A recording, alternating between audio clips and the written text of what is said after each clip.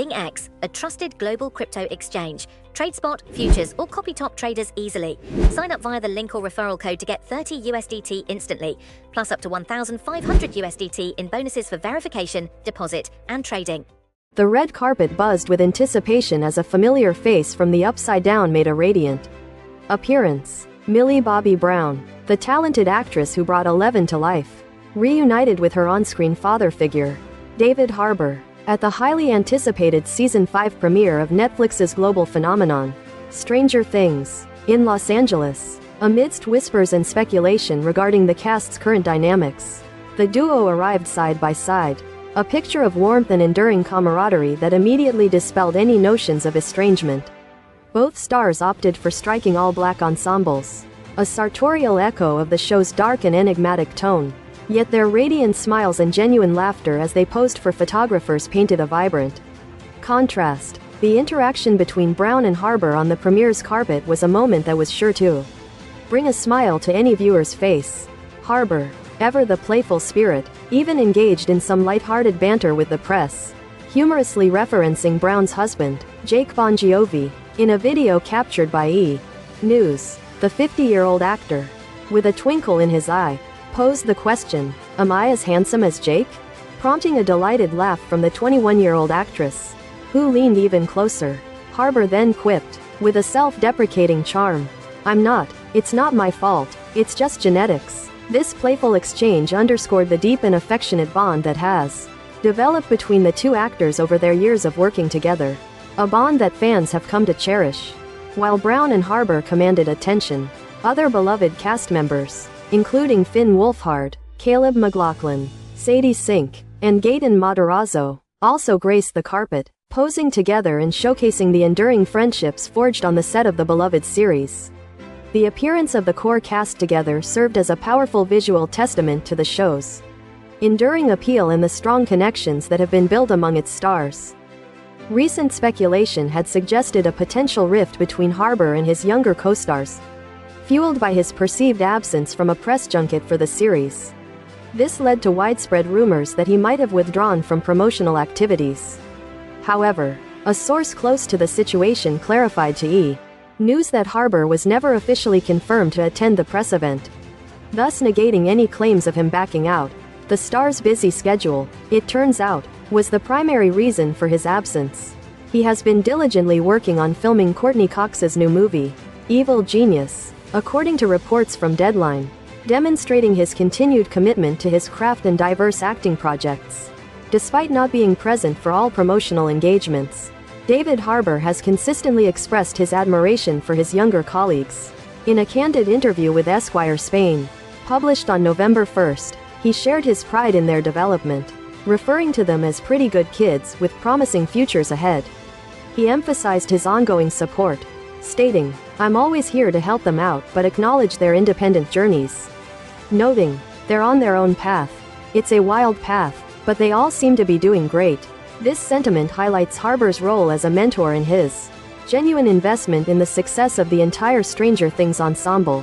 As the iconic series approaches its conclusion, Harbour, who has achieved international stardom thanks to the show, openly discussed his mixed emotions. He shared with E! News that the end of Stranger Things brings a complex mix of emotions, acknowledging both sadness and a degree of fear about the unknown future. However, he also expressed a sense of excitement for the opportunities that lie ahead, allowing for more personal projects and creative exploration.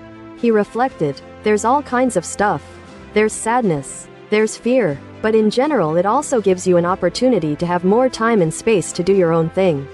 I'm excited about what I've learned over the years on Stranger Things." Harbour's perspective on the show's legacy is also profound. He believes that while Stranger Things will undoubtedly stand the test of time, it will also remain a definitive product of its era, capturing a unique cultural moment. Beyond the red carpet buzz, the enduring legacy of Stranger Things continues to captivate audiences, with numerous behind-the-scenes revelations offering deeper insights into the creation and impact of the beloved series. The genesis of Stranger Things began with the Duffer Brothers, Matt and Ross, who conceived the idea following their work on M. Night Shyamalan's Fox series, Wayward Pines. Initially, The project was known by the working title, Montauk, a name that proved challenging to get studios to embrace. According to Matt Duffer in a 2016 interview with the Daily Beast, the brothers found it exceptionally difficult to deviate from an initial title once it had taken root in their minds. The initial vision for the series setting was Long Island, specifically Montauk, inspired by the coastal ambiance in the iconic film Jaws, which the Duffers cited as a favorite.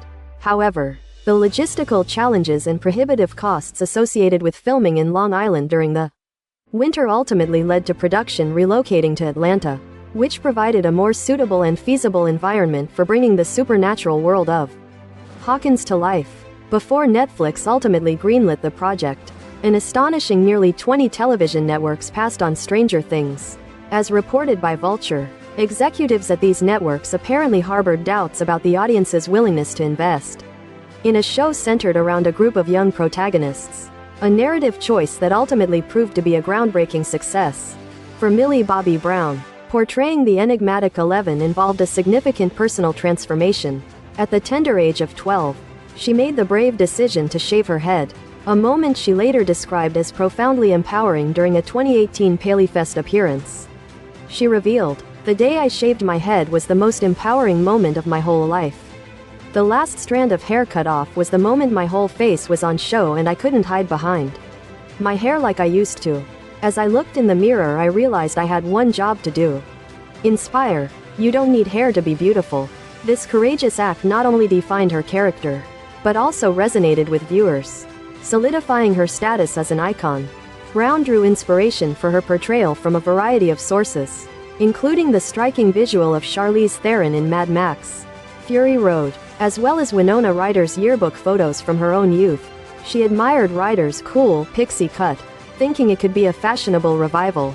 To master her American accent, Brown turned to an unexpected but effective source: Miley Cyrus's hit show, Hannah Montana. She recounted to Jimmy Fallon on The Tonight Show how instrumental the series was, stating, "It's so good. Like the film. Everything about it is amazing. And I got the American accent." This detail adds a charming layer to Brown's dedication to embodying her character authentically. The casting process for the core young actors involved an innovative approach. The Duffer brothers tasked the aspiring actors with auditioning using scenes from the critically acclaimed coming-of-age film, Stand By Me, a choice that clearly aligned with the nostalgic and character-driven essence of Stranger Things. The character of Mike Wheeler underwent a significant evolution during the casting process. Initially envisioned as a more introspective dreamer, akin to Mikey in The Goonies, the role was dramatically reshaped when Finn Wolfhard auditioned. Matt Duffer explained to the Daily Beast in 2016 that Wolfhard's really anxious, twitchy energy was so compelling that the character was rewritten to better reflect his unique personality and performance style. Similarly, Gaten Matarazzo's portrayal of Dustin Henderson profoundly influenced the character's development. The Duffer brothers admitted they initially had a less defined concept for Dustin, seeing him as more of a stereotypical nerd. However, upon meeting Matarazzo, they recognized his distinct charm and charisma, leading them to tailor the character significantly to suit his personality. The show's impact extended beyond the screen, influencing consumer behavior in unexpected ways. Eleven's iconic love for Eggo waffles led to a substantial surge in sales for Kellogg's. The company reported a 14% increase in consumption in late 2017 following the release of Season 2, with October of that year marking the highest volume of Eggo mentions on social media in a single month. This demonstrates the profound cultural reach of the series and its ability to shape popular trends.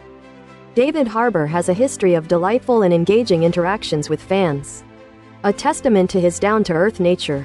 In early 2018, he went viral after fulfilling a fan's request to take her senior photos with her, a challenge he accepted in exchange for 25,000 retweets and the promise of wearing a school sweatshirt and holding a trombone. He humorously documented the event on Instagram, captioning it, "Voted most likely to hijack someone's high school senior photos 24 years later." This gesture showcased his commitment to engaging with his fanbase in memorable and heartwarming ways. Later that same year, Harbour once again engaged in a unique social media endeavor, this time officiating a viewer's wedding. In return for 125,000 retweets and the first slice of cake, he became ordained and performed the ceremony, complete with a Chief Hopper costume, further solidifying his reputation as an accessible and entertaining celebrity. The theory that 11 might be Hopper's daughter, a notion that eventually evolved into their surrogate father-daughter relationship, was a significant plot point for fans. A touching detail that resonated deeply was 11 wearing the blue braided bracelet Hopper always sported, which was made from his late daughter's hair ribbon, during her school dance in the season 2 finale. This small but powerful visual cue underscored the profound emotional connection that had developed between the two characters. For Millie Bobby Brown, her first on-screen kiss with Finn Wolfhard, playing Mike, during season 1 was a significant personal milestone. She candidly described it as a strange experience, noting the intense pressure of having 250 people looking at you kissing someone is like, whoa. The intimacy of that moment, magnified by the on-set audience, provided a unique challenge for the young actress. When the pair shared another kiss in the following season, Brown revealed an amusing detail about Wolfhard's preparation. She shared on The Tonight Show that he whispered in her ear to alert her before the kiss, likening his approach to that of a ventriloquist. This playful anecdote adds another layer of charm to the on-screen chemistry between the two actors. The romantic relationships extending beyond the fictional world have also been a source of fascination for fans. Natalia Dyer and Charlie Heaton, who portray the burgeoning love story of Nancy Wheeler and Jonathan Byers, have been dating since 2016. They maintain a relatively private relationship, with Dyer telling Refinery 29 that she prioritizes keeping her personal life separate from her professional one. However, she acknowledged the unique dynamic of working with someone she shares her life with, describing it as always really fun. Joe Keery's character, Steve Harrington, was almost not meant to survive the first season. The Duffer Brothers admitted they fell in love with him during the making of season 1, which led them to revise his storyline and incorporate him into the heroic efforts with Jonathan and Nancy. Initially conceived as a jockey douchebag, Keery's performance brought a depth and nuance to Steve that far surpassed the original concept, cementing his status as a fan favorite. Even 11 was initially slated for a tragic fate in the first season. Ross Duffer revealed that the original ending involved 11 sacrificing herself to save the day. However, as the show's potential for longevity became apparent, the creators opted for a more open-ended conclusion. They recognized that the series would be incomplete without 11, and acknowledged Millie Bobby Brown's extraordinary talent, understanding that her return was essential for the continuation of Stranger Things. The 7th episode of season 2, titled The Lost Sister, was a point of contention during production. The Duffer Brothers expressed concerns to Vulture that this particular outing, which focuses on 11's journey to find another experimented on child, might disrupt the show's narrative pacing. They even considered removing the episode entirely, but ultimately concluded that the ending for 11 in that season would not have landed effectively without it. The character of 11's sibling was originally conceived as male, with the episode initially named The Lost Brother. However, following open auditions, Linnea Berthelsen secured the role, leading to the episode featuring 11 meeting her sister, Callie. Matt Duffer noted the strong connection between Berthelsen and Brown, with Millie expressing a desire to work with Linnea, which influenced the final creative direction. Bridgerton actress Nicola Coughlan revealed a surprising casting near miss. She initially auditioned for the role of Robin Buckley before eventually being cast as Penelope Featherington in Bridgerton years later. Maya Hawke ultimately secured the part of Robin, and Coughlan commented that Hawke was far better than I ever would have been, viewing it as a valuable lesson for actors about the nature of casting and not taking rejections personally. Before her starring role in Netflix's Outer Banks, Madeline Klein made an appearance in Stranger Things Season 2 as Tina, a mean girl at Hawkins High School. This early role demonstrated her burgeoning talent and potential for larger future projects. To secure the role of Billy Hargrove, Max's charismatic and rebellious older stepbrother, Australian actor Dacre Montgomery took an unconventional and bold approach to his audition. He submitted a video featuring himself dancing to classic 1980s songs like Come On Eileen and Hungry Like the Wolf, while wearing only a G-string. Montgomery admitted to GQ that he had reservations about sending the tape acknowledging the risk involved but hoping it would showcase his potential. Fortunately, his audacious move paid off, securing him a memorable role. As the series progressed, the cast members experienced significant pay increases, reflecting the show's immense popularity. Deadline reported that heading into Season 3, the younger cast saw their per-episode earnings rise from approximately $30,000 to over $200,000, with potential for $250,000.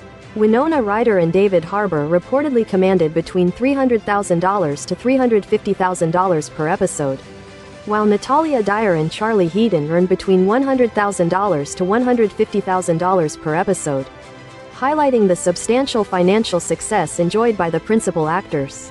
Priya Ferguson's character, Erica Sinclair, Lucas's sassy younger sister, was initially intended for a single-episode appearance in Season 2. However, her scene-stealing presence proved so captivating that the Duffer Brothers consistently found ways to incorporate her into subsequent episodes, eventually leading to her being promoted to a series regular in the following season. A testament to her undeniable charisma and comedic timing. The growing physicality of the younger cast presented a unique challenge for the wardrobe department. Costume designer Kim Wilcox shared with E! News the continuous struggle of keeping up with the rapid growth of the child actors, noting that one young actor's shoe size changed every 3 weeks. Wilcox's ingenious solution involved sourcing heritage brands that offered the same product in multiple sizes, allowing them to purchase several pairs to accommodate the actors' growth spurts and maintain costume continuity throughout the demanding filming schedule. While the Duffer Brothers masterfully wove in homages to beloved 1980s films such as The Goonies, E.T., and Stand By Me, they were careful to ensure these references remained subtle and integrated organically into the narrative. Matt Duffer explained that during the initial pitch to Netflix, they created a trailer that showcased numerous cinematic influences to convey the essence of Stranger Things. However, once production commenced, the focus shifted to storytelling, with the characters guiding the direction of the narrative, thus avoiding a mere pastiche of existing works. The creative team's initial ambition was to rely heavily on practical effects to capture the authentic 1980s aesthetic. However, they soon discovered the immense difficulty and time commitment required for such techniques, leading them to admire the dedication of filmmakers who worked with practical effects in classics like The Thing and Alien. The rapid pace of script production meant that extensive pre-production planning for practical effects was often unfeasible, forcing them to adapt and utilize visual effects when necessary. From the outset, the Duffer Brothers envisioned a 5-season arc for Stranger Things. Netflix executive Matthew Thunnell confirmed to Variety that much of their initial vision from 2015 has now materialized as the series approaches its conclusion. The magazine also reported that the production budget for each episode of Season 4 reached an impressive $30 million, underscoring the show's scale and ambition. Despite the imminent conclusion of Stranger Things, the Duffer Brothers are not quite ready to leave the Upside Down behind.